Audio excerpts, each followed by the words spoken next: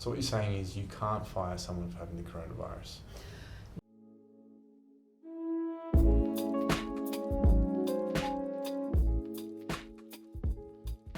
Hi, welcome to Coffee with Confio. I'm William Freitas, and today's theme is preventing people problems and the coronavirus. Today we've got Esther Colman on the show, and Esther is the director of the HR department. Esther, thank you for coming on the show. Thanks for having me, Will. We are so excited to talk to you about the coronavirus for one. World is going crazy. The world is not ending, but the world is pretending like it is World War III. Mm-hmm. We're seeing people stock up in the supermarket, toilet rolls, canned tuna, whatever it might be. So we're going to delve into that a little bit further, but first, tell us a little bit about your business, what you do and why you do it. My business is called the HR department, and essentially we help small to medium-sized businesses, mainly in the eastern suburbs of Sydney, with all their HR, human resources issues, whether that's employment contracts, employment law advice, working out what to pay people, all throughout the employee life cycle, from recruitment to ending employment. We can help small business owners. And what had you get into HR initially?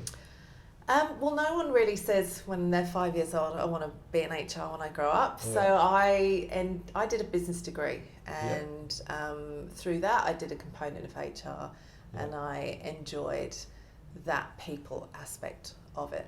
Yeah, and you've shared your why previously with us in the sense that you love seeing businesses grow, which I love. We use your services as a client too, so we really enjoy that. But going into the coronavirus specifically, we've had a number of business owners come to us and ask, how can we better protect ourselves with insurance? What do we need to consider? And there are definitely things that business owners need to consider. But from a HR perspective, what are some of the challenges that you're seeing business owners are dealing with right now? Well, I'm like you, taking a lot of queries from business owners, mainly around a few areas. Firstly, how do they communicate with their team? And I would recommend that you keep the communication going. Read the websites, the health websites from New South Wales Health. Things like explaining to people to keep their hygiene practices up, hand washing, all that kind of thing, to stay home if they're feeling unwell, advising managers to know how to spot the symptoms of coronavirus and be aware.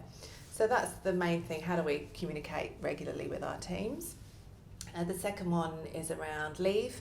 What kind of leave can people access? Can they access leave? Do we have to pay them? So lots of different queries around that. And obviously if someone's unwell, they can access sick leave if they have it, if they're a permanent employee, or if they need to look after children who might be unwell or their schools are closed, they can access personal leave. And then the third area really is around travel. So businesses with employees that do travelling and stopping travel for countries that have been deemed as high risk. But also, how do you manage those employees that are concerned about travelling to countries that may not be high risk? Yeah, and we're seeing a number of issues as well where, business owners are being impacted because, clientele also isn't going to particular businesses because they're in particular areas that might be impacted. In particular, we've heard stories where employees have gone away and have gone to an impacted country, wanted to come back, and their employer has said not to come in, and that employee hasn't necessarily responded in the best light. Do you have any sort of stories of the like of where, or maybe not the same story, but where there's been some challenges like that business owners have had to respond? I think one of the more problematic areas is where colleagues might be concerned about another employee, but that concern isn't based on medical information necessarily, and that's something that needs to be managed carefully. So being pragmatic, not making assumptions, ensuring that you're following medical advice. The other area, if you are concerned, and if you need to consult with employees who are affected, but perhaps people, if there are concerns, can work from home. And this is where a really good working from home policy comes in, where it's really useful to have all your leave policies laid out and for that to be really clear to people. I'm so surprised that you've mentioned nothing about toilet rolls. Like, business owners aren't running out of toilet paper? I'm so surprised. But in order to manage that more effectively and prevent people problems, what are the further steps and processes that businesses need to consider to add into their process? I think it's making sure that you understand what your obligations are as an employer, especially with the coronavirus. You've got a duty of care to provide a safe working space. So keeping on top of that, ensuring that you have, as I mentioned before, clear policies in place, whether that's around leave or working from home, or if you don't have one, maybe you need to put one in place after this incident. And then really ensuring that you've got some clear lines of communication and your employees know who do they go to if they've got a question. And if you don't know the answer, that's where we come in and you call us and we can help. Perfect. And you mentioned the New South Wales Health Organisation. I think it's also the World Health Organisation. They provided some great material online as to some things that you need to manage and be considerate of. But they also put up some great signage that you can put up for your clients and for your employees, how to manage it more effectively, things like hygiene, but things like keeping a 1 metre distance from someone who's coughing or sneezing, which is fantastic, but also having like hand sanitizers at the front of your work environment. That really just demonstrates that business owners are doing the most that they can to make sure that they're on top of that risk. I know from an insurance perspective, that there's a chance where business owners can be held liable for not doing enough.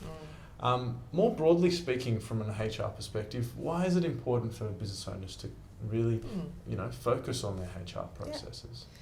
I think with HR, it's no different to being financially sound and working with an accountant. You need to ensure that you're compliant with employment laws in Australia, so that's number one.